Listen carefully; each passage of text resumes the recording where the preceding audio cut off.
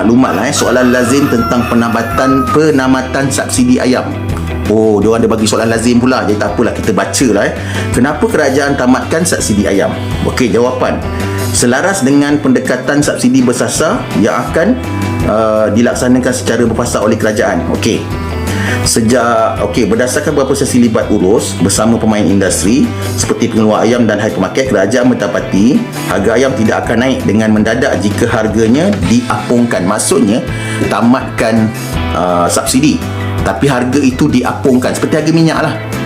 Last time harga minyak kita, harga minyak petrol, daripada SIN Kerajaan Pakatan Harapan ambil alih, dia apungkan harga itu hingga sekarang tidak akan naik melebihi RM2.20 kan. Maknanya harga dia akan bermain sekitar itu saja. So sekarang harga berapa? RM2.05 kan harga minyak 1 liter. So samalah dengan harga ayam. Kedua, adakah harga ayam akan naik lepas subsidi ditamatkan? Jawapan, walaupun sebelum ini kerajaan menetapkan harga ayam tidak boleh dijual melebihi RM9.4 sekilo, tetapi peniaga di peringkat runcit telah mengenakan caj pemotongan. Itu biasalah RM1 dia kenakan caj, jadi yang jadi harga dalam RM8.9, RM9.5 dan sebagainya kan, dari RM10.5 kan, sebab dia kenakan caj pemotongan. Okey, tak apa. Apabila harga ayam diapungkan bermula 1 November 2023, harga sekilo ayam pada peringkat runcit di kawasan luar bandar dijangka masih sekitar RM10.40 sekilo. Maknanya kata around that lah, dia not more than RM10.40. Bagaimanapun harga ayam di peringkat hypermarket dijangka tidak akan melebihi RM9.40. Maksudnya kalau di luar bandar mungkin dia akan bermain antara harga RM9 ke RM10.40. Tapi kalau harga dalam hypermarket atau pasar-pasar besar, mungkin dia akan bermain sekitar antara RM8 lebih hingga ke RM9.40, macam itulah. Okey, masih lagi dikawal lah dari segi harga. Kemudian mereka masih lagi menggiatkan lagi jualan agro madani dan sebagainya. NGO kami dalam Pakatan Harapan pun ada minta supaya agro madani ni diperluaskan lagi menjadi pasar tani atau sebagainya setiap hari. Diserapkan jualan-jualan mereka di dalam pasar-pasar malam dan sebagainya untuk menyeimbangkan dari segi needs, terutama golongan B40.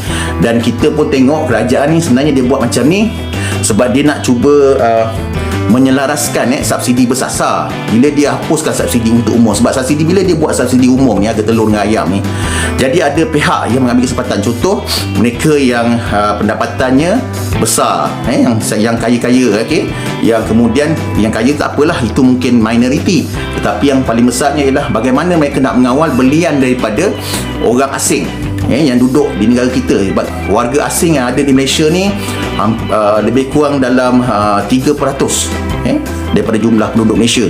So agak ramai jugalah kan. Jadinya kalau boleh kita nak seimbangkan supaya jadi bila dia buat harga sama selaras je, jadi semua orang akan main harga yang sama.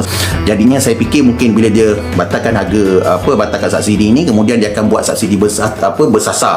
Maksudnya mungkin lepas ini mungkin dia orang fikirkan cara lah untuk golongan B40 dan sebagainya untuk dapatkan subsidi tersebut lah. Tak apalah, kita tunggu tengok macam mana apa Mak Sabu buat nanti. Okey, dari segi bagusnya untuk kerajaan pula, berapakah penjimatan kerajaan apabila subsidi ayam ditamatkan dan ke mana wang itu akan dibawa oleh pihak kerajaan? Okey, kerajaan dijangka akan dapat menjimatkan dapat menjimatkan 100 juta sebulan apabila subsidi ayam ditamatkan. 100 juta sebulan, maknanya kalau setahun 1.2 bilion kerajaan jimat setiap tahun.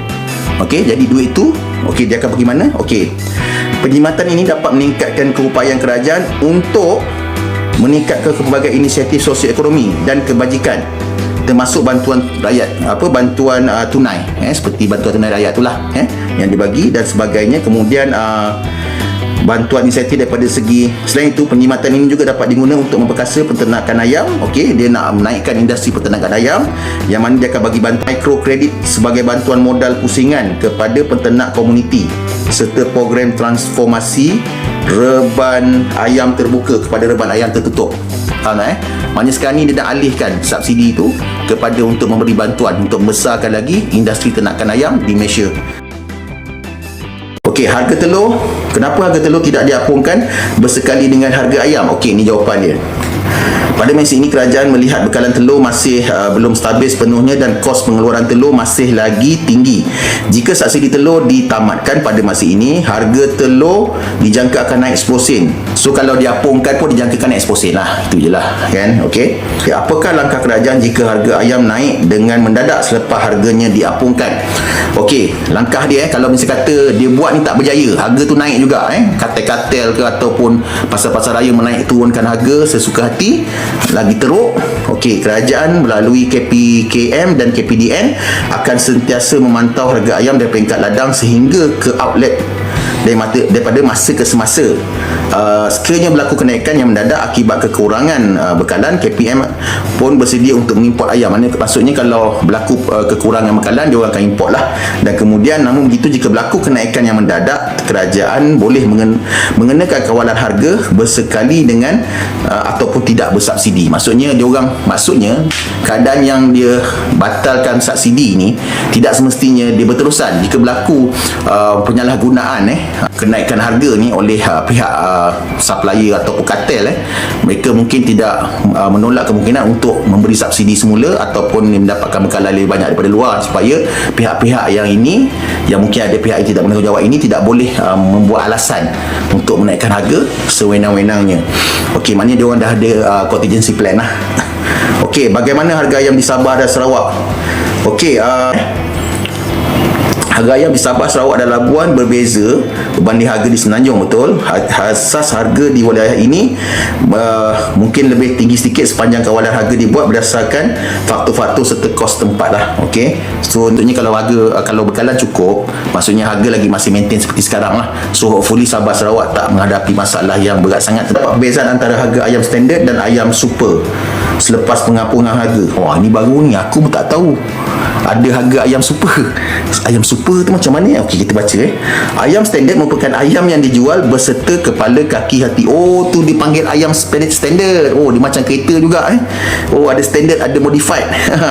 Ayam super pula merupakan ayam yang dijual selepas dibuang ke semua bahan terbabit. Oh, maknanya kalau seko lain. Kalau yang seko tu ayam standard. Oh, kalau super ni maksudnya dah buang lah bulu apa semua, dah bogel lah, dah senang cakap dah sembelih lah. Okey, kedua ayam ini berbeza dari aspek berat dan harganya. Okey, kebiasaannya harga ayam standard adalah RM1 sekilo, lebih murah berbanding ayam super di peringkat runcit. Maksudnya kalau harga ayam super ni harga 1 kilo RM8.9, maka kalau ayam standard ni RM7.9. Maksudnya dia akan kurang RM1 daripada harga ayam yang dah diproses. Perbezaan harga ini dijangka akan dikekalkan apabila ianya diapungkan, memandangkan terdapat perbezaan dalam berat antara keduanya. Okey, yang saya sebut, saya harap korang faham, boleh disebarkan oleh korang sebab saya dah baca penerangan ni, Q&A tentang penambatan subsidi ayam. Jika anda suka BTT ini, sila like dan follow platform saya.